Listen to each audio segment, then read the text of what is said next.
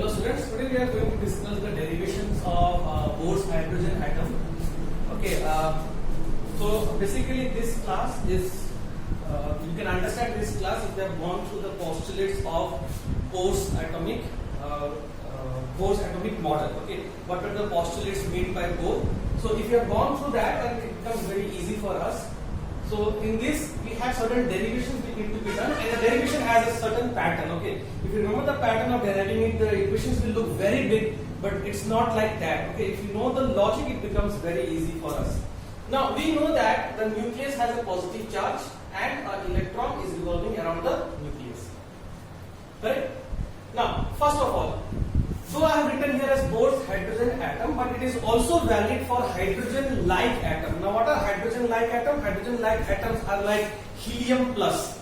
Okay, helium generally has 2 electrons, take 1 electron out, so it remains only 1 electron. Or lithium 2 plus. Lithium has 3 electrons, take 2 out, so 1 electron is left. So like that, the Bohr's model is for hydrogen atom or hydrogen-like atom. Okay. So let us say I am talking about a hydrogen-like atom. So in the nucleus you have, let us say if I have lithium, it will have 3 protons. If I have helium, it will have 2 protons. So as such, it will have a positive charge over here as Z times of E. But in the orbit there is only 1 electron. So what is the electrostatic force between them? As per the Coulomb's force, Q1 Q2 by R square, 4 pi epsilon naught R square. Now here we don't have to put a minus sign over here because we are saying that this is an attractive force. This force is attractive, and this attractive force helps the electron to change its direction, or you can say that this Coulombic force, attractive force, provides the centripetal acceleration for the electron to keep changing its direction.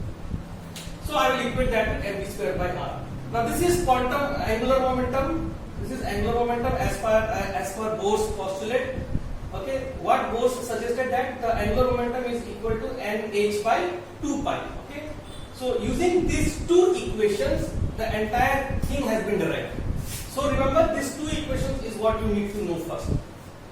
Once you have written these two formula, angular momentum equals to nh by 2 pi and Coulombic force equal to centripetal force, now it becomes very easy for us to derive. Now first of all, let us try to find what is the radius of the orbit for an electron. So if the radius is r, so we have to find the expression of r. How? Always use equation 2 as the fulcrum. Now from equation 2, I can find the value of V. What is V? nh by 2 pi divided by m and r. So take this m and r on this side. So you get this. Put this value of V from equation 2 in equation 1. So when you put that in equation 1, here V square exists. So you will put the value of V over here and make this as square. And then you start simplifying. Remember, your intention is to find the value of r. Okay, here you will get r square with one more r, it becomes r cube, and then r square and 2 of the r will get cancelled out, only one r will remain here, and then when you simplify, you get this term. Okay, here if you consider this term is a constant term. This is a constant term. We call this as r naught. What is r naught? R naught is equal to 0.53 angstrom, which is also known as Bohr's radius. What exactly is this? Remember, r is equal to r naught when the value of n and z is 1, 1. That means r equals to r naught when n is 1, z is 1. So basically Bohr's radius is the radius of electron orbiting around the hydrogen nucleus. Okay. So what is Bohr's radius? Bohr's radius means the hydrogen in the first orbit when it is rotating. Okay. Then that radius is called Bohr's radius. So electron in the first orbit for hydrogen atom, whatever is the radius, that radius is called Bohr's radius. Now look at here, this is one derivation to find the expression for r. This is very important, the proportionality term. So r is proportional to n square and inversely proportional to z. Okay, never forget this part. Okay. To find V, again you have to write this equation, and to find V, again as I told you, take equation 2 as the fulcrum. Now from here, now you have to find V, so you have to eliminate R. So from this expression, what is R? R is equal to nh by 2 pi, take mv here. Okay? So you will get R equals to nh by 2 pi mv. Now you first write the Coulombic equation again and cancel one of the R. So only one R remains, and in that R you put this substitution. R equals to NH by 2 pi mv. Now this 2 pi mv will go in the numerator. One of the v will get cancelled out from left hand side and right hand side. One v will remain on the left hand side, and then you simplify, you get this term z e square n by 2h epsilon naught. Again remember the proportionality. V is proportional to z by n. Okay, I will remind you again. N square by z and z by n. These are very important because they ask 1 marks question on finding ratios. What is the velocity ratio in the first orbit and second orbit? Okay, so z will get cancelled out, inversely proportional to n, and like that we can do questions. Okay, now here we are doing energy. How we are going to find the kinetic energy of the electron, how we are going to find the potential energy of the electron, and how we are going to find the total energy of the electron. So start with kinetic energy, half mv square.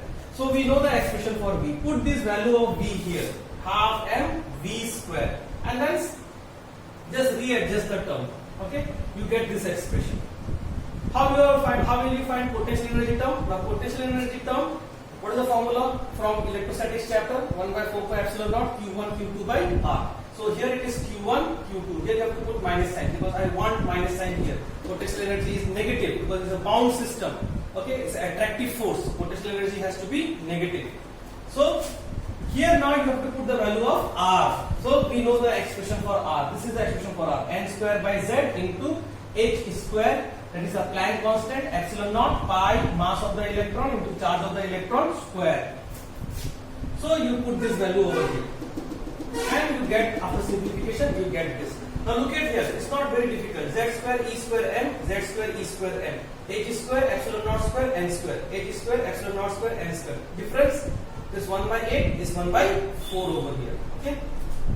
So we got kinetic, we got potential. Now total energy. Total energy sometimes denoted as E also. So it is nothing but the addition of kinetic plus potential. And when you add this term and this term, remember you can very safely take Z square E square M, H square epsilon naught square N square common. So what will you get? You will get a term like this. So if you take this term common, you will get in the bracket a term called 1 by 8 minus 1 by 4. And this is nothing but equal to that same term minus 1 by 8. This is what you will get. 1 by 8 minus 1 by 4, you can do the subtraction, it becomes minus 1 by 8.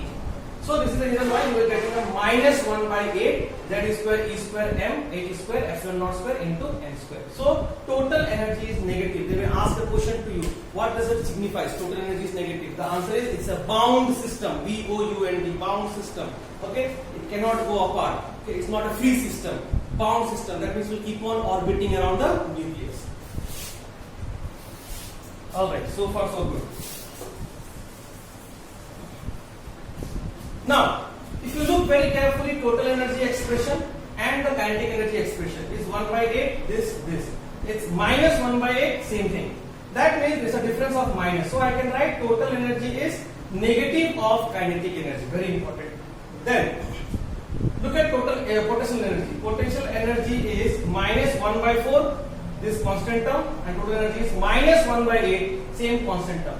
With minus is also common over here. The only difference is 1 by 4 here and is 1 by 8 here. So I can write total energy is half of potential energy. Remember, potential energy is 1 by 4 divided by 2, it becomes 1 by 8. This is extremely important for 1 marks question.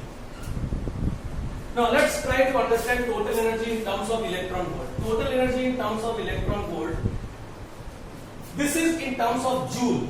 So how will you convert into electron volt? Divide that by E. So here I am dividing by E. So if I divide this by E, I will get the term in terms of electron volt. Now if I leave Z square and if I leave N square, rest all term, mass of the electron, charge of electron, H, epsilon naught, 8, all these are constant term. If you put those values, that will give you a value of 13.6. So we can write the total energy in terms of electron volt in a much more simplified way, and that is minus 13.6 Z square by N square. Okay. Now, how will you draw the energy level diagram? Okay, energy level diagram is, this is first orbit, second orbit, third orbit, fourth orbit, fifth orbit. So the spacing is because of the energy gap between them. You will get the idea over here. When you put Z as 1, for hydrogen atom Z is 1, For the first orbit n is equal to 1, so you get the energy as minus 13.6. For n equal to 2, this becomes 4 n square, 2 square, 4. So you will get 13.6 divided by 4, and that value is minus 3.4. Now look at the gap, 13.6 then minus 3.4. The gap is large. Okay, when you put n equal to 3, it becomes 9. 13.6 divided by 9, it becomes minus 1.51. The gap becomes further more. But this gap is lesser than this gap. So this gap decides the energy difference between two successive energy levels. Similarly, E4. So you will put the value of n equals to 4 over here. So it becomes 16. Then E5, you will put the value of n as 5. So it becomes 25. And these are the values which you will get. Now suppose if an electron is in the third state, third orbit, and it makes a transition to the first orbit. First orbit is also known as the ground state, which has the minimum energy. So when it makes a transition from an excited state to a ground state, the energy difference, or you can say the electron loses energy and attains this ground state. So how does the electron loses energy? In which form? So when the electron makes a transition from here to here, it releases the energy in the form of a photon, or electromagnetic radiation, and that will have an energy equals to h times of nu. How we are going to find that value of h nu, or what is the frequency? They ask what is the frequency of that photon. So remember, it is E3 minus E1, the high energy level minus the low energy level. But remember, when you are finding these values, your answer is in terms of electron volt. But you cannot find the frequency unless you have converted the electron volt into joule. So I will multiply this with the electronic charge, so the entire thing becomes joule. And now from this expression, by dividing by h, you will get the value of frequency. So this is how we do questions in Bohr's hydrogen atom. Okay. So remember, whenever a transition is made, high minus low. When you do the high minus low, remember everything has to be with minus sign. Okay. So suppose over here, if I do high minus low, third and first, I will write like this: minus 1.51 minus of minus 13.6. This is how I will do with the minus sign. Remember, the intention is that you will get a positive. This subtraction will give you positive. Minus minus become plus. So 13.6 becomes minus of minus 13. I will write again. Minus of minus 13.6. So minus minus becomes plus. So basically it's 13.6 minus 1.51. So this energy difference is positive. Ensure that you get the subtraction as positive and you don't add up, you subtract. Okay, and the subtraction should be positive because frequency cannot be negative. So this is how we do questions.